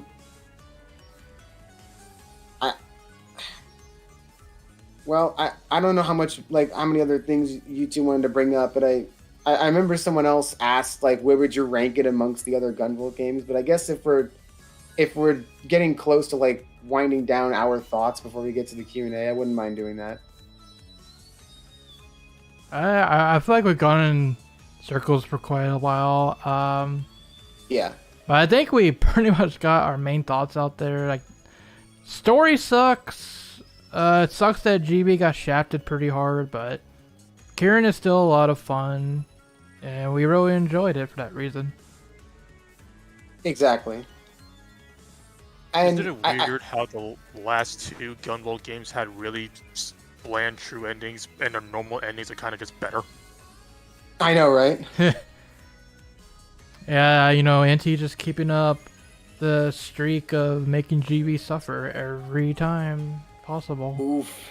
But the thing is, like, the ending where he, by all accounts, doesn't suffer, where he just, leaves and doesn't die, feels less fulfilling than the one where he freaking dies, because that feels like a better send-off for the character. I know, like, the bad ending almost seems better, because at least he gets some kind of closure, and the quote-unquote true ending, he just leaves without saying a word. Yeah. It's like, okay. It's like similar feeling I had with X2's ending, where, the normal was like, it has a very conclusive end, Kohaku and Copen are back in their home dimension, everything's all fine and dandy, they regroup with the old gang. And the true ending is like, oh, go surreal. Especially because Kieran in general, her part of her personality is she tries to at least talk to the bosses a little more like X. Yeah. And to see a character actually die and have her just be completely shattered because it goes against all of what she's been saying throughout the entire game is actually really interesting for a plot point. Oh yeah, like her smile is really cute and all, and then they had to go and run it at the end. Like that's heartbreaking, man. It honestly feels like they actually tried to do this whole theme for the game where, mercy versus killing, but it also just feels very last minute. For sure. So, I guess this begs the question, where would you two rank it amongst the other Gunvolt games? Ooh, that's a tough one. I feel like, gameplay-wise, I think out of the trilogy, GP3 is the best. But story-wise, I don't know, man. Uh, I feel like for an overall package, I think I like 2 more. Yeah. I'd have to agree, honestly, because because having 2 playable characters in Gunvolt 2 was such an interesting idea. Like it was Mega Man X4 again, except it was even more unique than X4 since you got different stages. And I think that was sort of I can see why Inti Creates didn't know where to go after that, because it felt like 2 games in one. Especially when both sides were so interesting. So yeah, I still think Gunvolt 2 is my favorite amongst the trilogy, and then 3 and then 1. Although we start adding the X games, I think X1 might be one of my favorite games just ever. That game is wow. Yeah, I think not all of them. I think like X1 the most. I agree, Yeah. Quinn. I was gonna say like, if we're talking the entire series, X1's still my favorite. 'Cause I think Same here. X1 is really fun gameplay wise, but also the story is so mind blowing that you almost gotta have some kind of fun with it, because it's just. But that's an asterisk, because X1's story only really works if you're already a Gunvolt fan. Because the twist relies on you playing 1 and 2. Of course. Yeah. I mean, I don't think that's necessarily I guess I didn't mind that, because by that point, most people who were playing a spin-off of Gunvolt have probably played one or both of them. Because even if you just played Gunvolt 1 and got the bad ending, that twist of Asimov being alive still hits you like a truck. Although I guess you missed the other, truck slam moment of I'd say, like, the butterfly. Yeah, that was a surprise for sure, but also the part with Midel being the butterfly effect. Yeah. That's probably the real heart wrencher for most people. I had to literally put down the game for an hour after seeing that because I was so shocked. But it still drives the point home, anybody who's just jumping into X1 without playing in the previous Gunvolt games, the whole twist and shock of the game being, decades in the future is going to be lost on them because, they won't have the context. That's fair. Yeah, guys, you should start the series of X1. Haha. Oh boy, no. And of course, that was the first game released on Xbox. Go figure. I mean, honestly, it's more newcomer friendly than this game is. True. Because hey, here's a story for you newcomers. The main character either dies or leaves. That is the rule for all NT games. It's either they die or their life is ruined. There is no in between. Basically, the one exception is Blaster Master. I still think they got the short end of the stick. Yeah, they're kind of alive. Also, they're basically ghosts now. I don't know. Well, they're not dead. They're not I was dead. saying they're not dead. They can still interact kind of with the real world, and they do end up together, which is more than most other Indie Creates characters. Yeah, I feel like they deserve better still. But they did get off easier than most NT protagonists.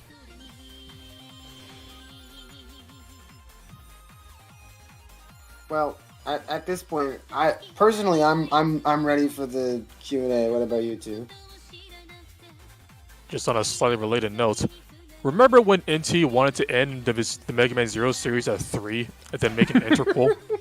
Oh my god. They did it! They do not know how to end their franchises. Or they kind of do, because they did it with Blaster Master, but like they do not know how to make a good ending sometimes. No, their version of ending a series is killing off the main protagonist. Look at Zero. Yep.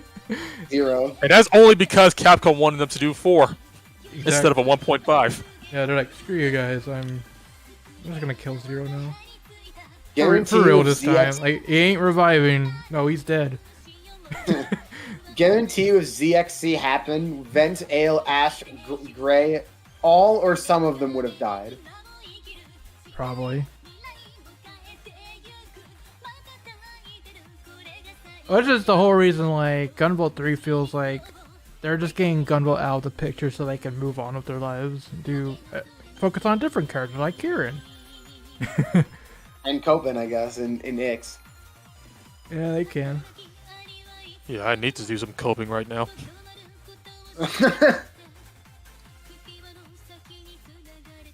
I do like how they had the theming this time was pretty cool for the bosses with because obviously the characters were named after cars again with Apollo, Chiron, Cayman, BB, but also the secondary theme of each of the 4 dragon saviors being the 4 horsemen of the apocalypse. That was an interesting idea. I like that.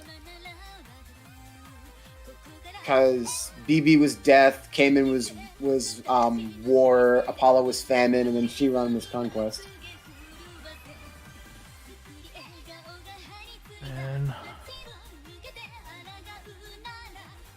Interesting idea. Oh, why is it called? That's a good question. Why is it called in Japan Arm Blue Gunvolt Gibbs? What is Gibbs? If that means anything. give me the sleet release of death.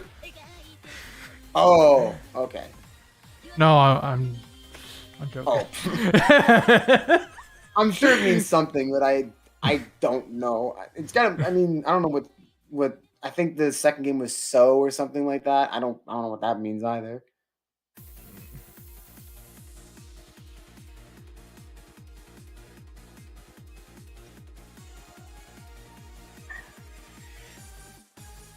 Honestly, you bring up Kingdom Hearts, but I felt like the wait for Gunvolt 3 felt like the wait for Kingdom Hearts 3 in some way. Because you had like the 2 spin-offs and all the crossovers for 6 years. Finally, we get this, and story-wise, it's a letdown. I felt like Kingdom Hearts 3 was a letdown in a way too. So, you know, it matches up. There does come a point where when you wait so long between sequels that it's hard to fulfill every fan expectation. Yeah. But you could at least address the stinger that you left in the previous game. Yep. I was talking about this earlier with Tommy Cases in the chat. That an easy way they could have fixed the fact that not that many people saw the secret ending, because we checked the achievements list of Gunvolt 2 on Steam, and I think it's like 10% or whatever saw the secret ending, maybe a little bit more than that. That's more than I expected. I forget exactly what it was. I'll have to look again. But an easy way they could have rectified not many people seeing that secret ending was just literally have the main characters react to it like other people would. That would have been a very easy way to get everyone up to speed immediately. Or just have a recap. Freaking Devil May Cry 5 did that. Exactly. Yeah. Exactly. Blaster Master Zero does this. They recap the ending of the previous game before we start the next one. It's spoilerly, but it works. And plus, we're in the age of the internet. People upload videos of this stuff. I uploaded a video of the freaking secret ending. That's how And this thing has freaking 47,000 views. That's how I watched the secret ending. I watched it on YouTube because I'm not gonna do it. I don't care. Yeah, having to beat 80% of the challenges was definitely quite a lot, especially when some of them were rather difficult. Yeah. Admittedly, it wasn't as bad as Gunvolt 1, but yeah, some of the gun... Oh yeah, there were no challenges in this game. I just realized that. Yeah. Not like in 1 or 2. That's probably the thing I'm most disappointed by, besides the Gunvolt getting shafted. It's because of the time shift, every character from Gunvolt history got shafted. We're not going to see Copen ever again unless he went robot like he did in the X series. We don't know that. Probably will never find out now. There's the whole thing with... I was watching the ending of Gunvolt 2 again, and Midel was like, GV, I hope you have like a good life and stuff. Well, about that. No. Well, see, the thing is, she doesn't have her memory, so she doesn't realize what series she's in. Yeah, exactly. Oof. There's so much stuff like Quinn. Like, you get the lore exposition drop from GV during one of the chats, not even in the main story, that the reason why GV surrendered himself to Sumeragi is because he accidentally hurt Quinn when he first became a primal dragon. It was like, dang, I wish I could have seen that instead of just casually dropping that info like it's nothing. That does seem rather important. Yeah. Like a flashback or anything. No more Xeno or Monica either, especially when the game sort of built up that both of them were not exactly thrilled with what Gunvolt was doing. Yeah.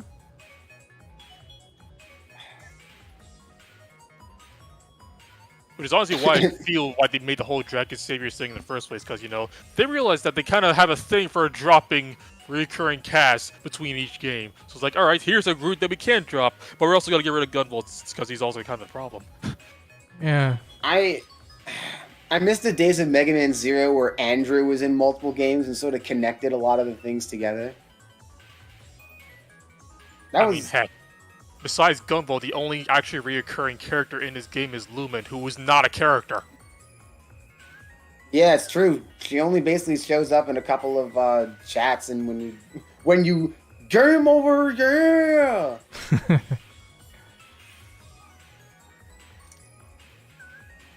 No one knew what happened to Quill either. That's true. Although I guess you can sort of justify that with nothing happened in the, what was it, 100 years or something like that between Gunvolt 2 and 3, so they just didn't need to exist or something along those lines. Yeah, wasn't Quill like, a pro-Adab rebellion group? And aren't Adabs kind of in good standing right now in Gunvolt 3?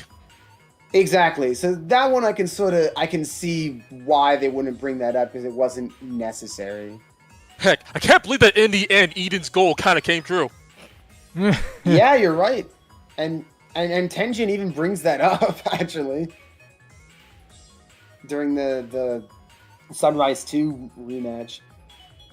Like, honestly, they didn't try to go all genocide on humans, almost justifiably so, mind you, because of their backstory. But still, if they didn't try to go genocide, they could have just waited. Yep. Just wait for evolution to take its course. I don't know why they like had a primal dragon stage in between Septima and Octima. Why not just call the primal dragons Octima and then Morbius? I don't know what 9 is, Nonima or something like that. That would have made a little more sense. Septima 0.5. Yeah. Hold on, let me see what is the word for times 9. I think it's NON or something like that. I could be wrong though. I know 12 is dodeca because it's non. Oh, it is non. non. Okay. Non. Oh, Jesus Christ. I mean, so far, Morbius is the only Octima in the game, but he already has the power to control, like, literally destiny, which is pretty bizarre to think about in itself. And apparently they just calls alternate futures if, X2's Kieran DLC they need to go by. Yeah, what was that about? Because in X2, Kieran says that this was one of the potential worlds Morbius attracted. Like, that's not what Morbius does in 3. I don't know, but, for someone who's so averse to killing, she sure had Copen's blood on her eye. Like, she was out for blood in that fight. I mean, to be fair, Copen is toned down in Luminous Avenger X, but he still has some shades of anti-adept sentiment. And then he shades all of that for X2. True. Although I guess there aren't any adepts in X2, it's because they're all robots. I guess we're the robots in this case.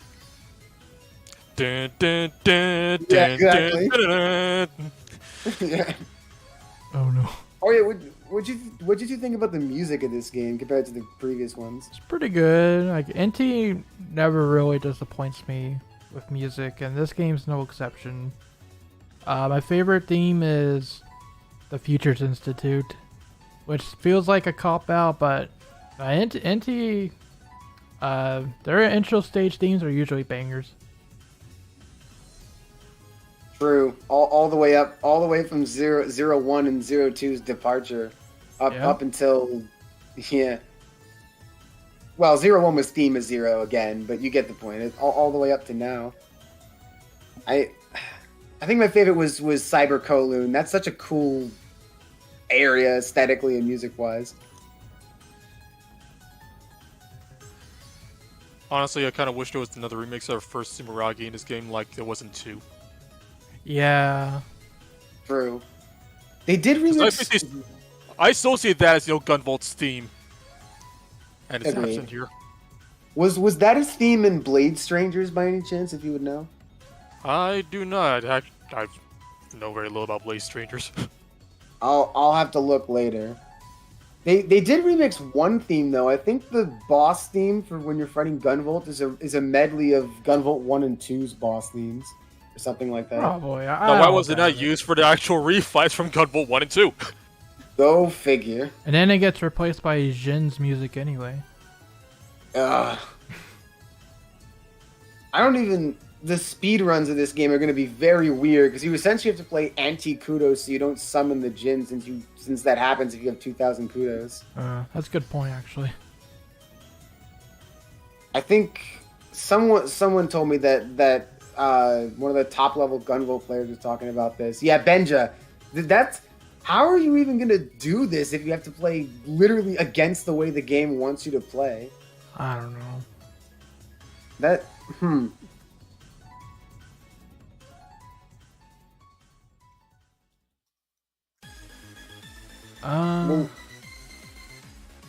Yeah, they have GB versions of every stage theme.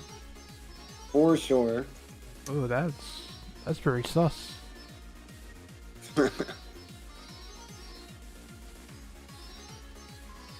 I mean, Morbius's capsule do be looking like a crewmate though.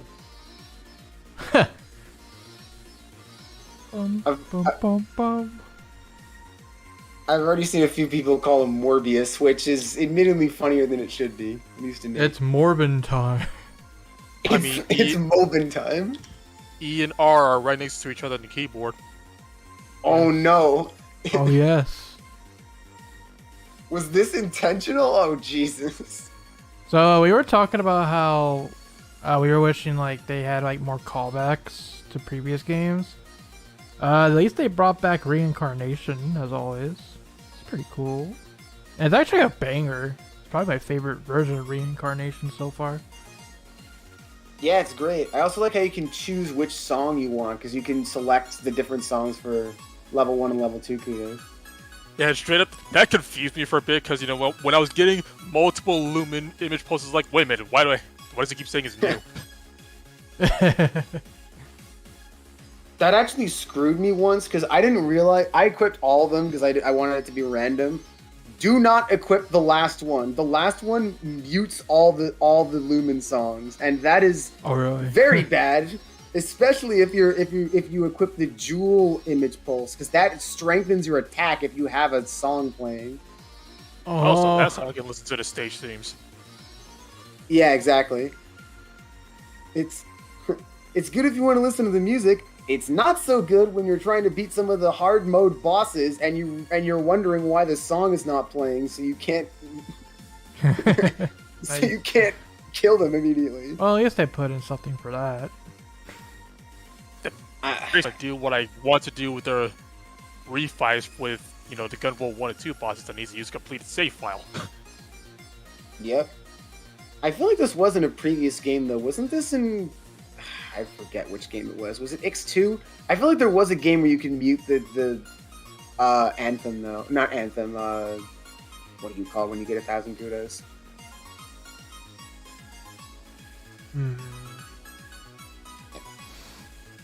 Whatever it's called. I know that there was something in one of the previous few games.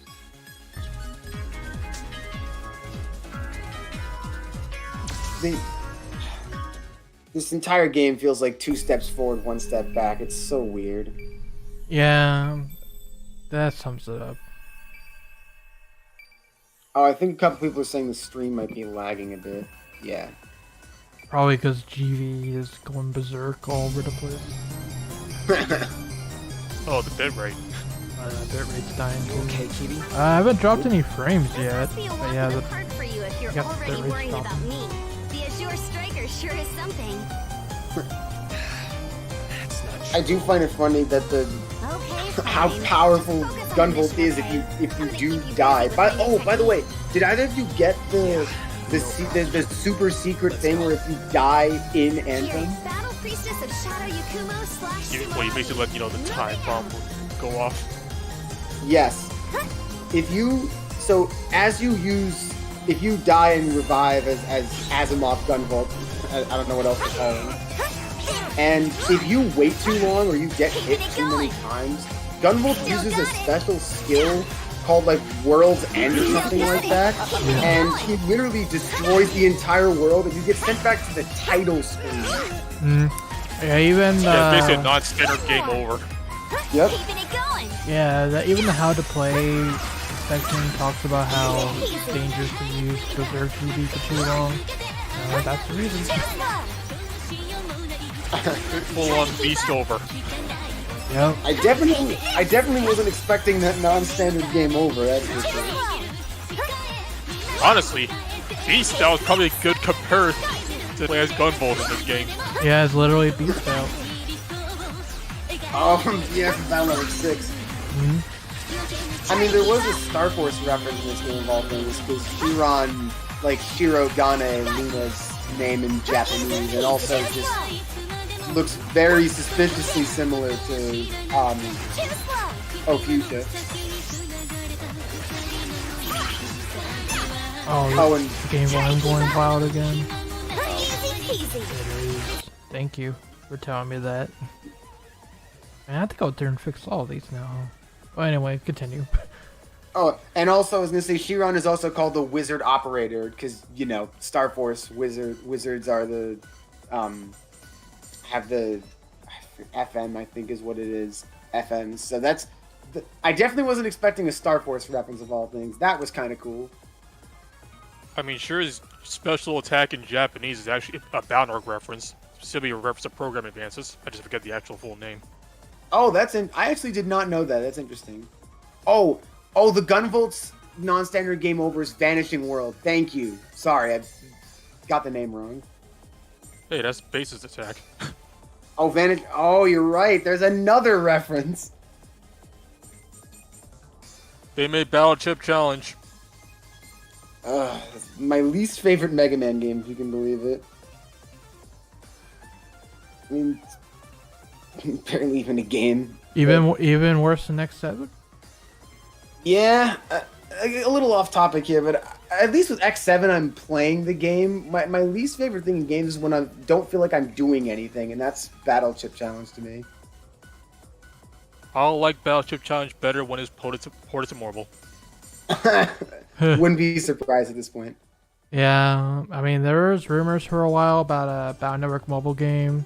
I wouldn't be surprised if it was Battleship Challenge upgraded. That would make sense for a mobile game. Yeah. Yeah, I told you, LML123. The first thing I thought of when I saw Shiron is, wait a minute, this is just Ophusia again. This is too suspicious. Something weird's going on here.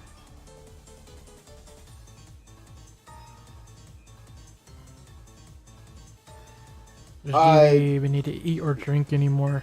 Nah, he's basically immortal. Oh yeah, they did call him the eternally young man, I think, or something along those lines. Yep, because, you know, dragons live a long time. How can Kieran get to Ixcopen World? Mobius is what the game what both games say, which there's some that doesn't make a ton of sense, but I guess it's something. Dragons, yes. I didn't even mind the dragon theme that much. It's just that the ending just didn't make any sense. Speaking of the ending, I mentioned this in a launch day stream, which will totally ruin the tone of the ending, but I'll say it here. In the bad ending, what was stopping Lumen from just reviving Gunvolt? Huh. You are right. Man, that'd be so funny. Yeah. The bad ending's like, oh, I'm dead now. Here I am, I'm fading away. And suddenly, Anthem. Oh, well, that fixes everything. Or the Jin. That would have been even funnier. Well, wait. It turns out Lumen revived Morbius too. So here we go again. I said Morbius, but you know what? It works. Oh, Jesus. I'm gonna morb again. No. It's mobbing time. I assume that they called him Mobius because of the Mobius strip, like which is a mathematical concept. But man, that's too suspiciously similar. But I am calling Inti out on that one. I even if it was intended to be the Mobius strip, I don't know. All right, let's see if this helps the bitrate anything.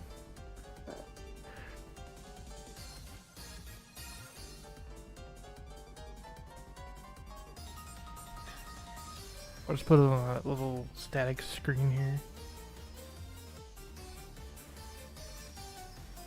I think it's my internet, guys. I'll be honest.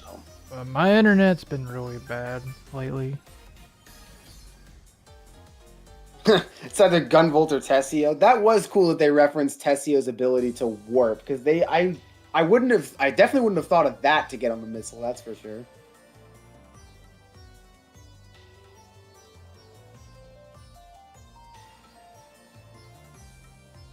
Oh, speaking of MMOs, they actually did reference that one MMO that Merok made. That was a cool callback. All these callbacks to new players are not gonna get. Exactly. At some point, they really need to realize that it's really hard to keep making like sequels beginner friendly when by nature they get more difficult, or they're supposed to get more difficult because you anticipate that players have, at least seen the previous game. Like, one of the reasons why I think I really enjoyed X2 and X3 is that they expected the player to play the previous game, so they could start a little more challenging. And X3 may have gone a little overboard at times, but the idea still stands. And Blaster Master Zero especially did this very well. Like, sure, you can jump in at 2 or 3, but the gameplay difficulty progression picks up from where 0-1 and 0-2 left off in the next game, which I thought was very cool. You know, I'm glad you brought up X3 because it's what this game feels like sometimes. Like, you have X or Kieran in this case. Sometimes you can switch to GB or Zero, but they have some kind of limitation put on them, whether that be time in GB's case, or in Zero's case, he couldn't enter boss rooms unless it's like that one specific one that gets you the Z-Saber. Mosquitoes. And it's like, really, NT? Like, God's sakes, you worked on X3. What happened? Like, you should know this. They should be learning from their mistakes, not repeating them. Exactly.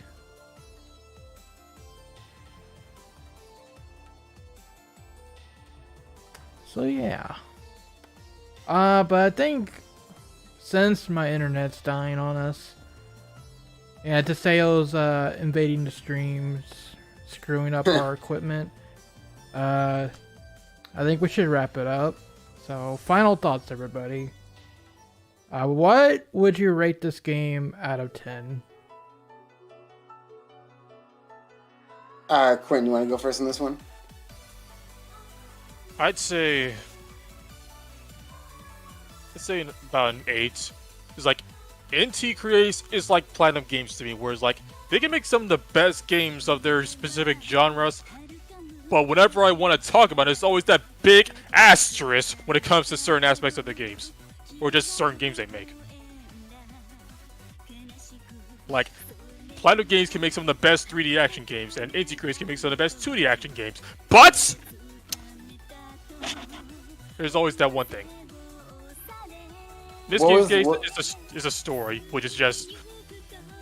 If you're... Most MegaQuint fans are probably not going to care about story, because that's generally a whatever for that series as well. But with how heavily invested in the story this series is, especially when there's a specific function to have more story, I feel like you probably put a little more effort in actually making, plot points carry over between games. Yeah. Oh, that is a good point, by the way. Story Mode Plus is so much better in this game with the voice acting. I agree. So good. The voice actors actually get the lore now. Yeah, for sure. The voice actors all deserve tremendous, I was going to say kudos again. I didn't mean to use that pun twice, but they all deserve much recognition from this, especially Sean Chiplock as Gunvolt. He nailed it. Yeah. Although there's still the issue of speeding through the stage so fast that you miss all the dialogue anyways. Yeah, I had that issue too. You can read the dialogue you missed if you pause the game. Yeah, I actually like that feature. It's pretty neat. Agreed. One thing I didn't like though was you can press Y to autoplay the text in the cutscenes. However, you have to reactivate it every single cutscene, whereas like other games like visual novels will just have the option turned on all the time if you turn it on. That's something they should address in a patch or something. I was about to say, yeah, that's something I feel like they would address in the future patch. Yeah. I'll admit I'm not a huge fan of giving number ratings to games, but as I said earlier, even though this game does have a lot of problems with the story and the presentation and some of the themes don't make sense, I do ultimately think this game was worth the 6-year wait and the weird development for the gameplay alone, because Kieran is just... I would even go as far... I was hesitant to say this when I beat the game, but I think now that I'm starting to really get the hang of her and start getting S++ rankings, I do think Kieran is probably one of the most enjoyable platforming protagonists I've ever played as. She's really, really fun. They nailed her gameplay style pretty well, even with the few issues.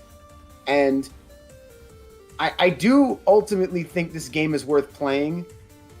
The only thing I would say is there is no way I'd recommend this game to anyone who hasn't played the first two, or at the very least doesn't like platforming games.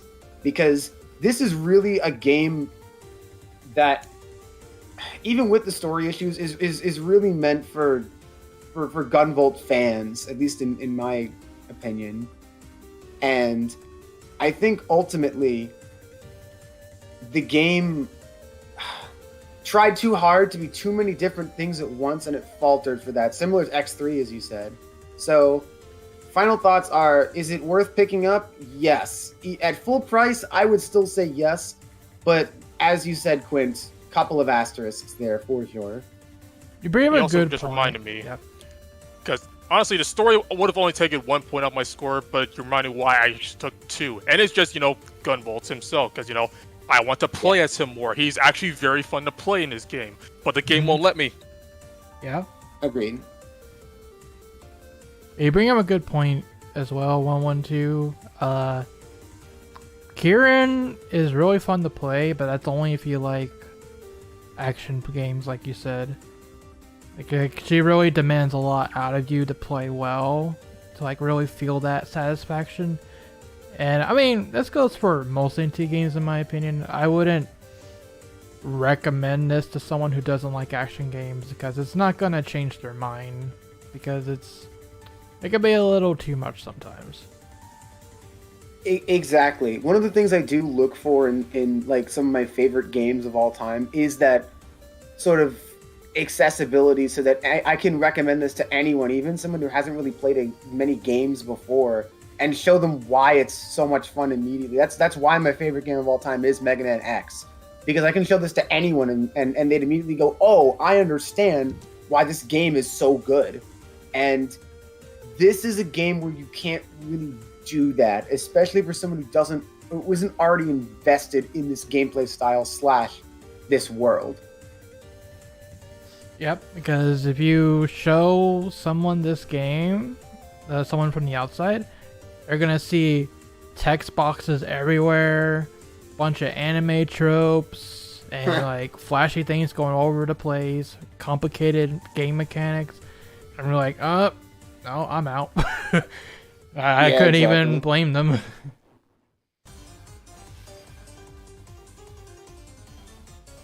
So I am glad this game happened regardless, though, just because it definitely feels like a culmination gameplay wise of all the feedback they've received over the years. Even if it introduced a lot of new problems. Yeah, so it's great for those of us that are already invested in this kind of genre. But there's a reason why indie games are fairly niche. So they go all in on their niche, and doesn't really do a lot to appeal to the casuals and the mainline gaming space.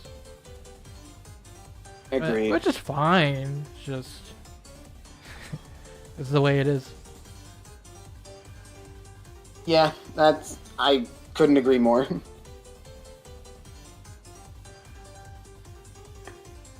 Yep. Alright, guys. As for me, by the way, the score, you can watch the review in the description for that, but I struggled between an 8 or a 9 for this game. I arrived at a 9 because I thought the gameplay was so good and so satisfying that it made up for the faults. But I took away a number because of the story and the way GB got shafted. Maybe I should have said 8. It's fine. Like I said, if we're judging it like a Gunvolt game, it's more like a 7, So that's you definitely got that point across in the review.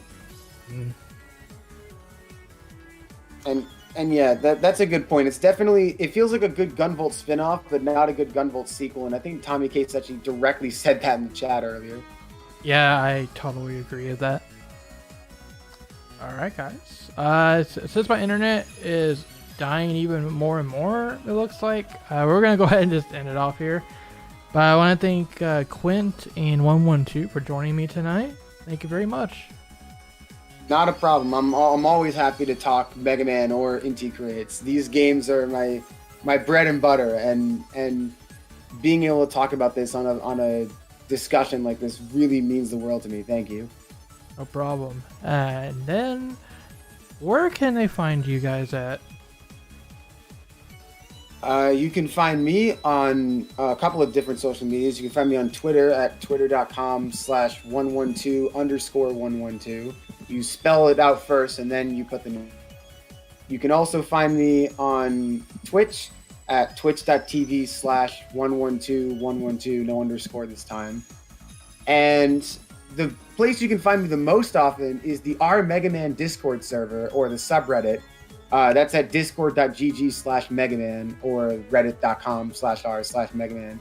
We talk a lot about the Mega Man series, its highs, its lows, and everything in between over the last 35 years. It's a great time, and I do hope some of you will join, because we're welcoming of experts and newcomers alike. Awesome. And where can they find you, Quint? Well, you can find me on my own YouTube channel, youtube.com/MegaQuint, as well as my Twitch channel, twitch.tv/MegaQuint, where I'm trying to stream more often, just so I can, do something with that channel. But you also just find me here on his channel, because I work here. Yep. Once again, Quinn is the one that edited like 99% of the review, so definitely give it a watch and let us know what you think. The review is very good. Definitely gets my seal of approval. Thank you very much. No Alright problem. guys, as for ShadowRockZX, you can find us right here on YouTube. I'm also on Twitter at ShadowRockX, and we have a Discord server in the description. Actually, all of our links are in the description if you can't remember all this. Alright guys, it's been fun. Thank you once again for joining us tonight, and we'll see you soon for more content like this. Rock on, everybody. Take care, everyone. Fight for everlasting peace. Yes.